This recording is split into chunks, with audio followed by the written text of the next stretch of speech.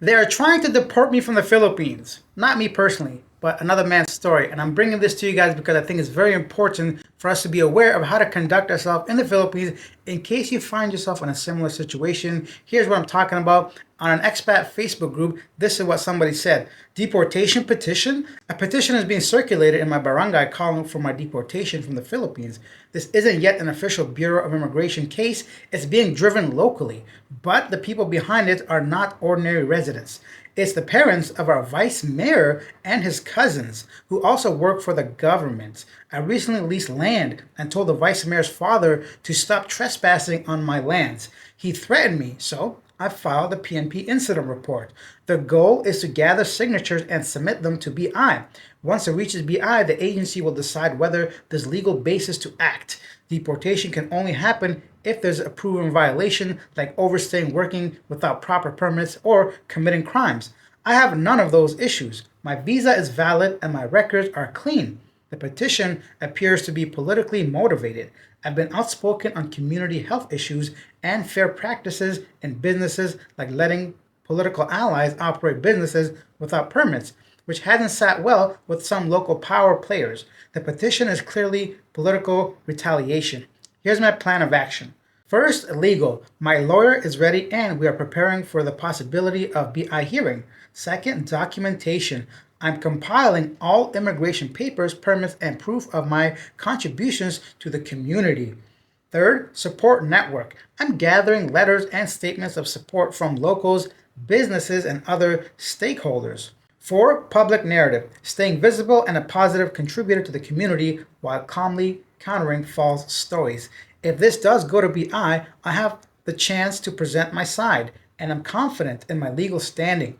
But I'm also realistic. With local political families involved, influence can be used to push things further than they should go. If anyone here has experienced politically driven deportation attempts or has contacts who can help strengthen my defense, your advice and support will be valuable right now. An unbelievable situation to find yourself in, or is it? I don't know if it's unbelievable, but for me at least, it's not a situation I want to be in. A couple of things I want to talk about. I'm glad that he recognizes that he's also realistic. Just because you have the legal grounds or legal standings does not mean that is the way the cookie is going to crumble and the things are going to fall in your favor, right? So not just in the Philippines, a lot of different countries, just because you're right doesn't mean you'll get the justice you deserve. Furthermore, the whole political things, mentioning stuff, as an expat, you should really like lay low, buddy. I know you may be living here, you lease some land, so I think you're getting a little bit too comfortable, right? It's unfortunate, but once again, still, you don't have the same kind of safety net you might have back in your home country. Unfortunately, in the Philippines, and whenever you're a traveler, visiting, or living abroad, sometimes, unless you're a citizen, you couldn't or you shouldn't say some things, or even if you're in the right, it's not really your place to say you are not like. It's difficult to accept, but you're still an outsider, right? Unless you're a Filipino citizen, which I know very few people are, you basically don't really have a place to say much. Even if you disagree, even if it's wrong, whatever. It's not really, if you don't like it, like they say, go home. Not to that degree, but the point is like, you should be aware of these things because, it's very different. And culture is different, right and wrong can be different, and the way people behave are different. Barangays, local officials, there's a lot of different playing parts here that you don't really want to get involved with. I'm bringing this to you guys so you're aware of how to conduct yourself in a similar situation, if ever, right? And hopefully you're right and you can win this case if it goes to legal battle, but just because you're right doesn't mean you're going to get your way, basically. Furthermore, some of these legal things take years, from my understanding, right? So let's say you actually do win at the end. Is it worth your stress for the next year or two or three or longer to be always like watching over your shoulder, whether you're upsetting somebody, whether you're saying the wrong thing, is somebody after like recording you, making sure, you're not making any mistakes? I personally would not want to live in that kind of like lifestyle, but let's take a look at some of the comments, see what people have to say. Someone says, I got the same for speaking against noise pollution and filing complaints. You can just ignore the petition. It's the way to harass you with no legal consequences. If you like, you can try a libel case against the author of the petition because in fact it accuses you of wrongdoings and they show it to other people, damaging your good name. I wouldn't really take this guy's word, to be honest. Maybe he's right. Maybe that could happen. But not every situation is the same. You don't know who these people are. You don't know what they're capable of. And you don't know how far they're willing to go to make sure they don't lose face either, right? Like you said, the whole saving face thing is very big in Asia. People would rather go to prison and save their face than try to admit that they shouldn't do something. So keep that in mind. Is this like the hill you're trying to die on, basically? So not, maybe even literally, right? So think of that before you go ahead and try to like do counters and accuse people, because there might be better, less aggressive ways to handle the situation. Someone else says, Jesus, man, deportation is the least of your worries. Continuously breathing should be number one. You're not in the Western world. These people do not care about right and wrong, just losing face. A lot of people will go to any length to continue and preserve their way of life. So people in this community maybe have been living in a certain way for a long time. Trespassing may be something that you don't accept, but for that person, that was what they were doing all their life. I don't know if he's crossing through a yard or whatever the situation is.